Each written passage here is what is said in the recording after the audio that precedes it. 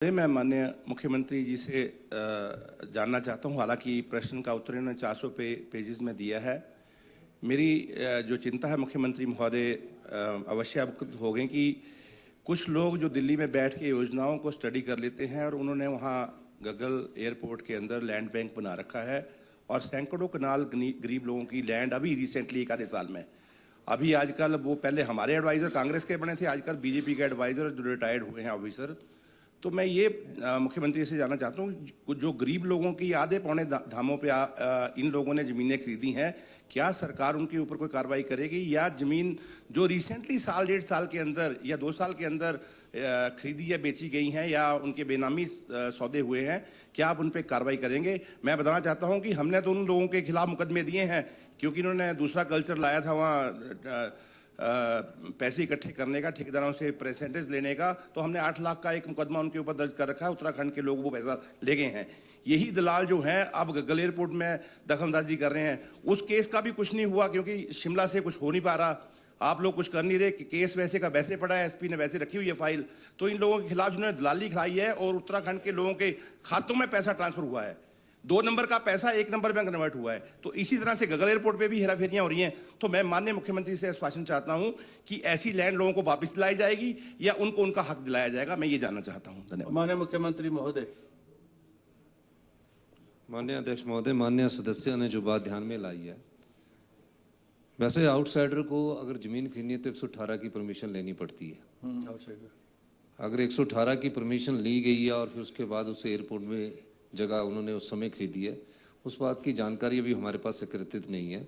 पर जो बात माननीय सदस्य ने लाया कि एक उत्तराखंड का आदमी है जिस पर केस बाहर की जगह ली और उसने पैसे खाए, उस चीज़ का हम इंक्वायरी करवाएंगे और उस मामले में जो भी इंक्वायरी करवा के जो आएगा, सरकार कानून के हिसाब से जो कार्रवाई करनी होगी उसमें कार्रवाई करेंगे।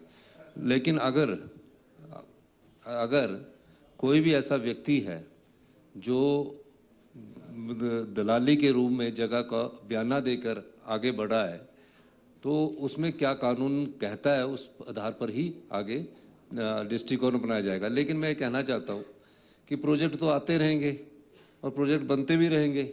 अब कौन जगह, क्योंकि आउटसाइडर हिमाचली तो खरीद नहीं सकता, आउटसाइडर हिमाचली के तो कानून है, उसकी तो परमिशन सरकार 118 के तहत देती है। अगर किसी ने बेनामी ट्रांजैक्शन की है तो उसकी जगह को हम जब्त करेंगे, जिसमें 118 की परमिशन नहीं होगी तो उसको जब्त करेंगे और उसको हम मुआवजा भी नहीं देंगे, वो सरकार की जगह होगी। तो ऐसे जो केसेस है, अगर किसी के भी ध्यान में सदन में आते हैं कि गरीब आदमी किसी गरीब आदमी की जगह कोई लेता है, बेनामी ट्रांजैक्शन कर लेता है और बाद में उसको जब कोई प्रोजेक्ट बड़ा आता है जिसमें हम लैंड एक्विजिशन करते हैं, ऐसे केसेस के खिलाफ सख्त कार्रवाई सरकार करेगी। माननीय राकेश कालिया जी। अध्यक्ष महोदय, मैं ये मुख्यमंत्री महोदय को बताना चाहता हूँ कि आप उस व्यक्ति को जानते भी हैं, उत्तराखंड से अधिकारी, वो रिटायर है और उसके बेटे के ऊपर ही जो है दलाली खाने का आरोप लगा है। पहले तो वो दलाल बना हुआ है, आजकल वो शुगर डैडी बना हुआ है। इलाके के सब लोग उन्होंने जो है इस तरह से एक्सप्लॉइट किए हैं।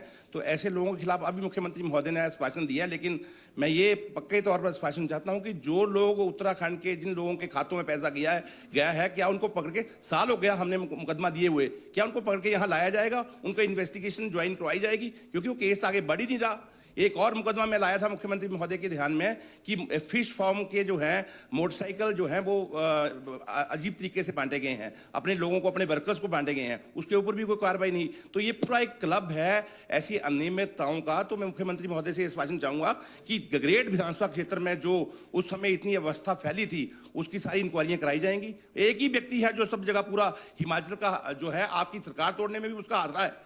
तो ऐसे व्यक्ति आज दिल्ली में बैठ के कर रहा है हेराफेरियां, पहले गगरेट में बैठ के कर रहा था। ऐसे व्यक्ति के ऊपर कंप्लीट एक इन्वेस्टिगेशन बढ़ाई जानी चाहिए जिसने यूपी कल्चर यहां हिमाचल प्रदेश में लाया है। मैं मुख्यमंत्री से आश्वासन चाहता हूं। माननीय मुख्यमंत्री महोदय।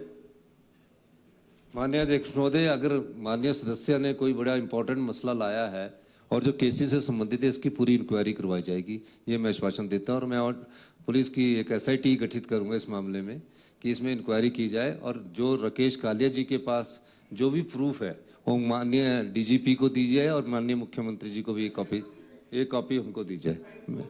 उसके खिलाफ जो भी FIR हुई है और उस FIR पर क्या कार्रवाई हुई है। हमारी सरकार इस प्रकार के भ्रष्टाचार के खिलाफ सख्त से सख्त कार्रवाई